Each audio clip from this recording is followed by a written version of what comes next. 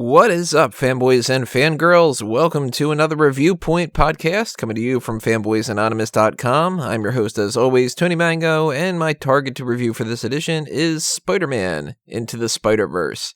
Just got back from seeing it a few minutes ago, so I'm going to give you my fresh take on my first thoughts, my first impressions of the movie, and everything else that I want to break down as far as the hits and the misses go, what I liked, what I didn't like, so on and so forth like that.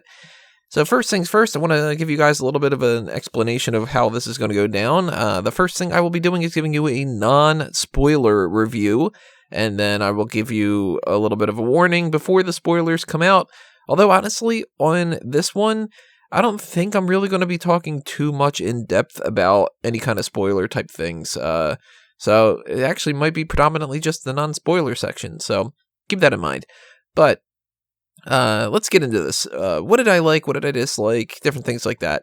I will say overall, if you're wondering what my major impression of the movie was, is that I liked it a lot. I was actually surprised at how much I liked it. This will be one of those movies that I would recommend to a lot of different people, especially if you are a part of the Spider-Man fan community, or somebody who's really been a fan of the character for a bunch of different years. There's a certain, I guess you could call it, level of dedication that you can have for different kinds of characters, and usually the more dedication that you have pays off to a certain extent, because if you get a little bit too invested, then you start nitpicking everything, and I'm guilty of that myself. So that's where something like, for instance, Spider-Ham, having that character pop up in there, if you were a very, very casual fan of the Spider-Man series, it might get a laugh out of you. You might think it's ridiculous.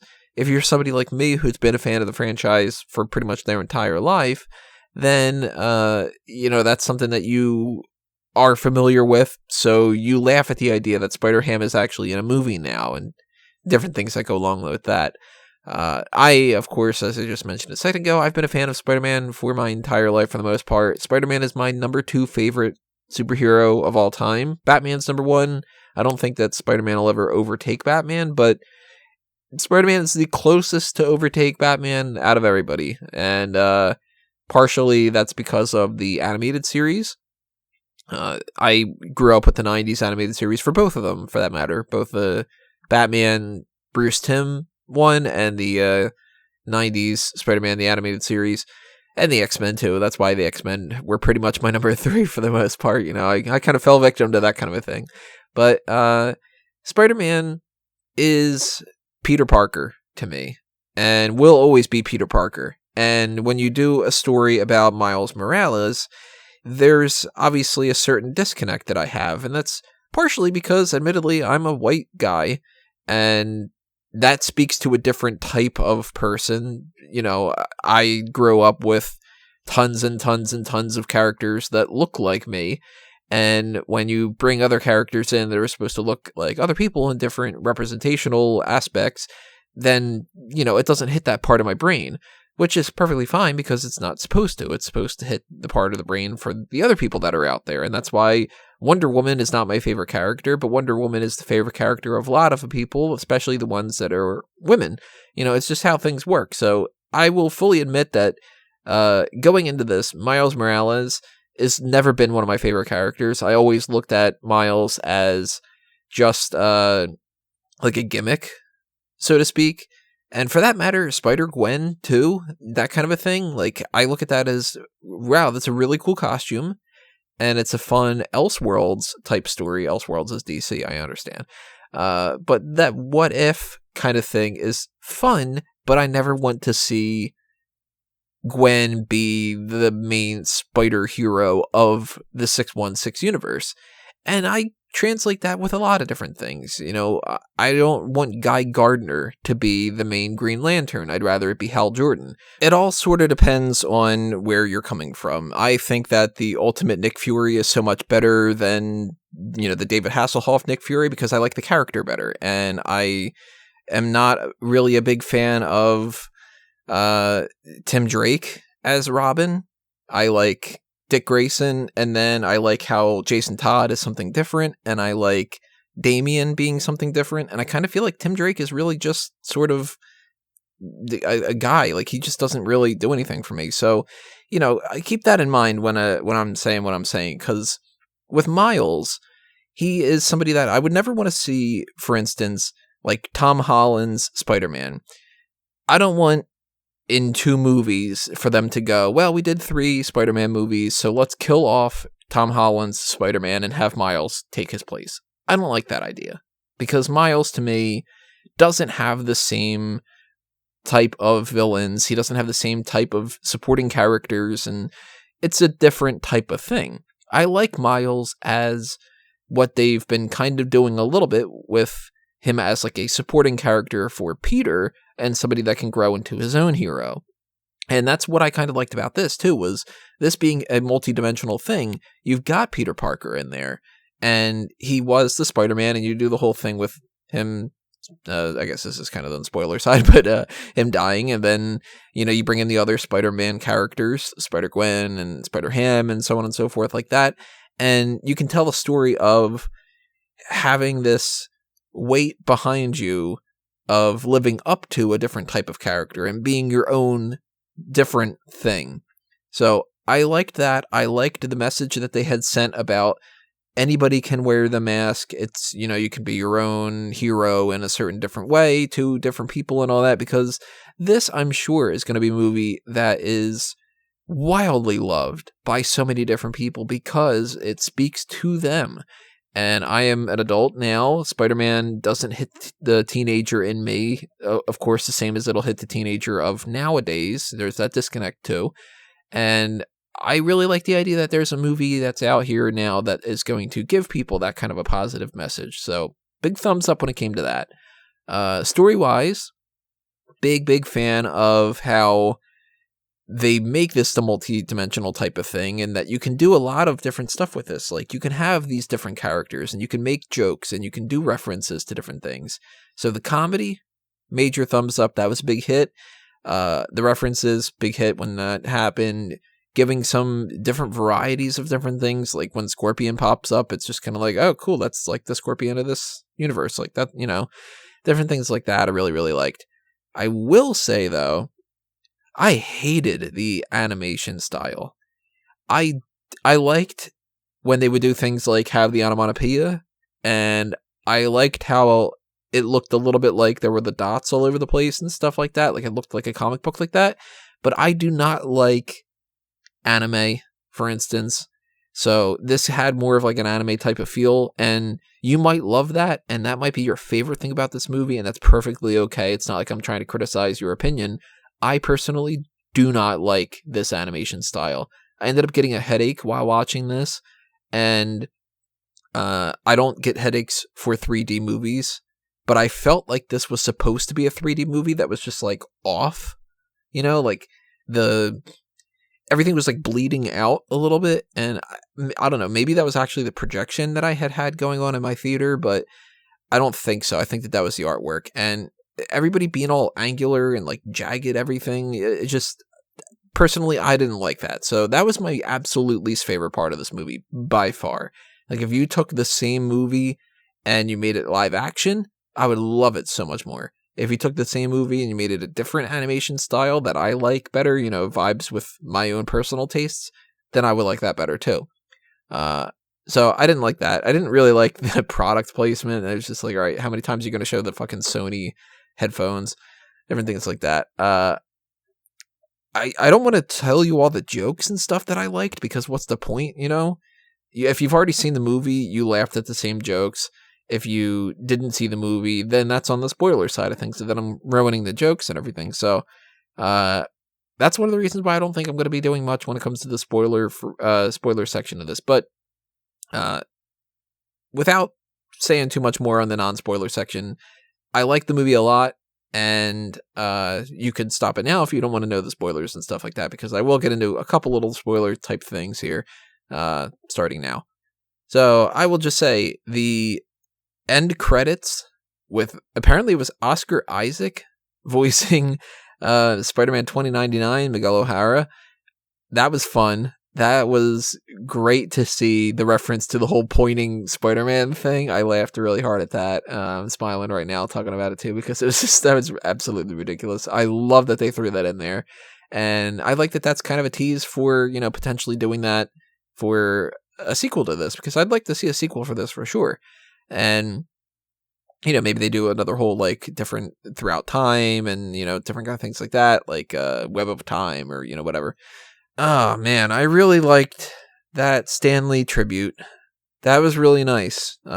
Spider-Man is one of his best characters. It always kind of felt like Spider-Man was his favorite character in a lot of ways. I mean, I know that he used to talk a lot about the Hulk, and he would talk here and there about, like, Hank Pym or something like that, but you could tell that there was something special to Spider-Man.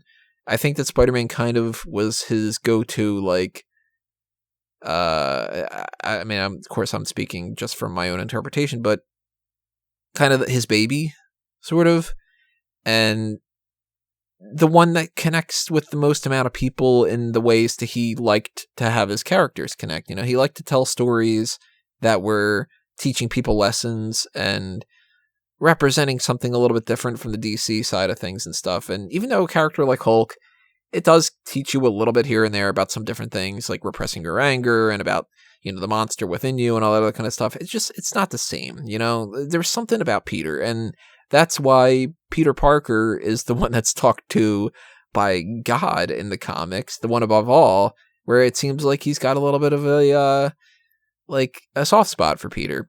And it's hard not to love the Peter Parker character, and that's because of what Stan Lee injected into that character. He did something revolutionary with that character. It's, he wasn't the sidekick.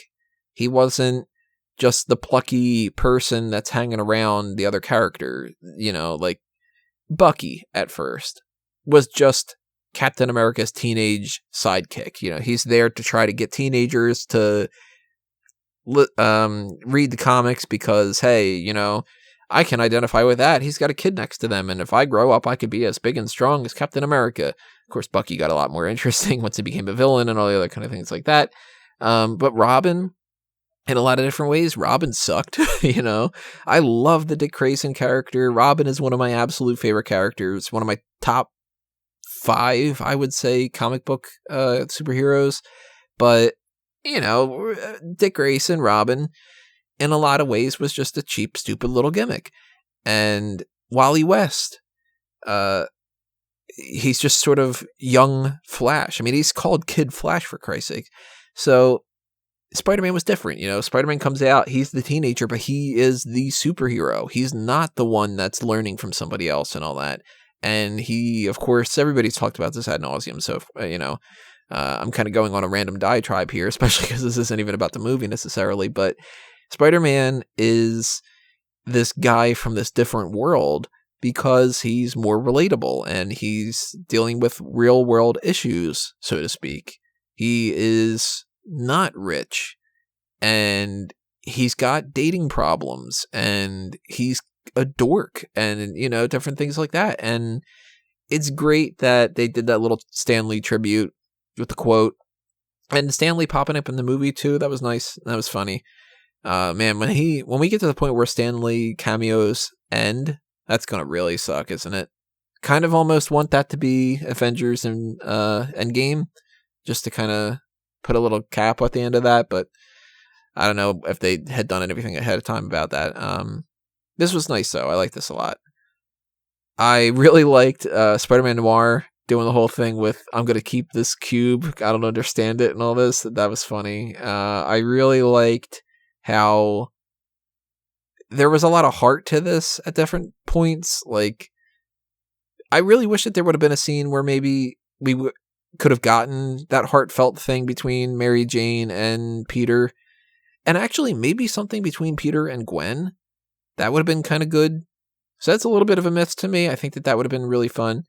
Not really fun. It would have been heartbreaking to a certain extent. But I don't know. I like to see closure on different things. Like, I've lived with these characters for so goddamn long that I like when there's a little bit of finality and some closure to some different things. And part of me kind of wants to see a Peter Parker explain to another Gwen that he's sorry that he couldn't save her. and Gwen say to Peter she's sorry she couldn't save him, and like, yeah, some different things like that. But this wasn't, this was a movie about Miles. This wasn't a movie about these other characters. If that would have been the case, you would have had Harry Osborn pop up and all the different things like that. Which, by the way, Green Goblin, fucking huge. Yeah. I don't know if I like that. But Jorma Taccone was doing it. I think I said his name correctly. I don't know. From Lonely Island, he was the one voicing that. That's that's weird. The voice acting in this, I wouldn't have thought it was certain people. Liev Schreiber was Kingpin. Like, what? I really liked Jake Johnson for Peter. He's actually going to be up there now and one of my favorite animated voiceover actors for the Peter Parker character. I still kind of think that there's something special about Neil Patrick Harris with that role. I don't know. Maybe that's just some kind of tweak in my brain or something like that. But I would wager Jake Johnson being up there pretty high up, overall, like the acting side of things, in an animated film, you get the voice acting down, you got it down because the animators are going to take care of the other half. And both elements worked really well. So music, hits and misses, but I'd say fine, more of a hit than anything else. Character-wise, hits for every character, except I really kind of didn't care about the whole anime mech kind of thing. That was just whatever. Special effects, you can, I guess, lump that sort of into the whole animation style. I didn't like that, so that's a miss for me. But like the action sequences and stuff, if that would have been in a different art style, then I would have liked that a lot. That would have been really, really good. Overall, the movie, just a good movie. And I haven't seen the other movies that have been nominated for the Golden Globe at the very least. I saw Incredibles 2, but I still haven't seen Ralph Breaks the Internet. I am not going to watch Isle of Dogs. I just don't think that looks interesting. And then Mirai, I think, was the other thing or something, but I have no interest in that. So as far as this versus Incredibles 2, and then versus the ones I haven't seen yet, I will watch Ralph Breaks the Internet somewhere down the line, and I kind of assume that it's not going to be as good as this one. And between this and Incredibles 2, I hope that this wins, actually. And it makes me a little bit nervous because Venom made a lot of movie. Venom made a lot of movie, yeah. Venom made a lot of money, and this is going to make a lot of money, and this is going to be the type of thing that it gets, the recognition. And I really don't want Sony to have control of the Spider-Man franchise. If they continue with the animated movies, then I'm okay with it. But if they start trying to do their own spin-off things again, and they start trying to bring that Black Cat movie into the mix, or doing a Night Watch thing, or, some different things like that, I don't want to see them. So, in a way, I really want the people that made this movie to feel great success for what they did, because they pulled it off really well, minus the art style, but then it gets personal preference. But I don't want Sony to get a big head about this, so I don't know. One way or another, though, I recommend the hell out of this movie. I think that this is actually very good. I think that it is important for people to experience some different versions of some different characters. One, because maybe they'll like the character better. And two, maybe it'll just let them appreciate the original character, too. Because when I look at Miles Morales now, I'm going to like the Miles Morales character better. However, I'll always still like Peter Parker the best. And when you've got multi-dimensional types of things, you can play around with that. And as far as I'm concerned, I'm totally cool with seeing another movie with Miles Morales out of this whole, animated spin-off film franchise thing with the multi-dimensional aspect of Earth, whatever they call that in this movie. As long as you keep my Tom Holland in the MCU kind of a thing, So, thumbs up. This is a hit. I want to know what you guys have to say about this, so drop your comments below. Tell me what you thought of Spider-Man Into the Spider-Verse. Make sure that you hit that subscribe button as well, and ring that little bell of notifications to be aware of the next thing that are going to be coming up, which I'm almost 100% positive is going to be an Aquaman review, because that comes out next week. So stay tuned for that. Follow the Facebook and Twitter accounts. Hit up the Patreon if you want to show your support for Fanboys Anonymous, and if you want me to be able to do more of some different things down the line, because honestly, the more support on Patreon, the more I can do this kind of stuff. And just keep checking fanboysanonymous.com for all the other things that are happening, because we've got the 6 Flicks picks. We've got the Weekend Geek type of content. It's the end of the year, so I'm working on my Fanboys Film Awards as well. And, some different things here and there. Whatever I can cook up, I'll cook up when I can. Especially if it's steak or pasta or something. I don't know. Now I'm hungry. So, I will talk to you later, everybody. See you next time. I'm going to geek out now. Adios.